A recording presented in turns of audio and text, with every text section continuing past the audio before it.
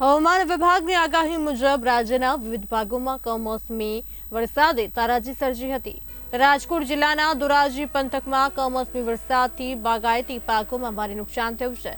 કમોસમી વરસાદને કારણે કેરીના પાકમાં પણ ભારે નુકસાની સર્જાઈ છે।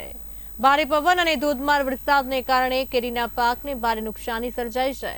ભારે પવનને કારણે કેરીનો પાક વૃક્ષો પરથી ખરી પડ્યો હતો, જેને કારણે ખેડૂતોને ભારે નુકસાન વેઠવાનો વારો આવ્યો છે।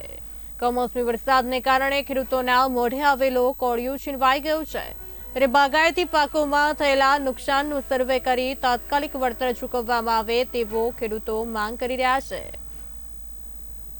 અને અમે આ બગીચો રાખી છે, કેટલા વર્ષથી અમે ઇજારા રાખી છે, અને આ કમોસમી વરસાદ આવ્યો, વાવાઝોડું વરસાદ બહુ જ આવ્યું, અને અમારો આ બધો પાક ખરી ગયો, અને આ બધી માલ બધો બગડી ગયો। આમાં કઈ વળતર મળતું નથી।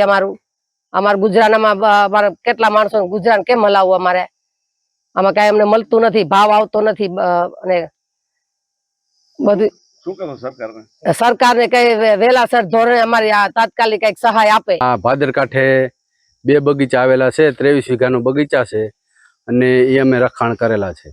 અને વાવાઝોડું અને વરસાદને કારણે કમોસમી એના કારણે બાગમાંથી બધી કેરી પડી ગયેલી છે અને નુકસાની ગયેલ છે, અને માર્કેટમાં લઈ જાય છે આ કેરી, પણ તોય કોઈ સંભાળતું નથી।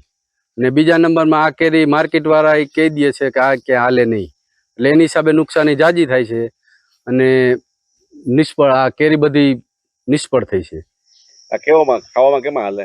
આ ખાલી સંભારામાં જ હાલે એમ કહે છે, એટલે સંભારામાં તો કેરી જાજી હાલે નહીં, જાજી કોઈ ખાઈ શકે નહીં, એની હિસાબે બગીચો છે, 23 વીઘાનો બગીચો છે, અને અમે ઝાઝા વર્ષોથી બગીચો રાખી છીએ। અને આ વખતે અમારે દર વખતે એવું થાય છે, 4-5 વર્ષથી અમારી ઉપર જયારે કેરી ખાખડી કે મન ઠીક થાય ને વાવાઝોડું ને વરસાદ આવે ને ખરી જાય છે, અને આ વખતે તો બહુ નુકસાની છે।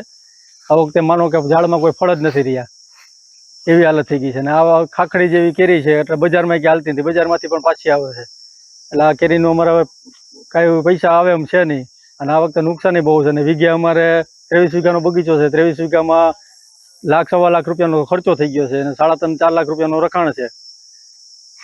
એટલે હવે આમાં અમારે 2 બગીચા છે, અહીંયા 2 બગીચામાં એ જ પોઝિશન છે। 3-4 વર્ષથી તો આ જ થાય છે, અને અત્યારે આમાં અમને કોઈ સરકાર સહાય કરે તો અમે કંઈક આમાં બચીએ એમ છીએ, બાકી તો અમારે અત્યારે દવા પીવાનો વારો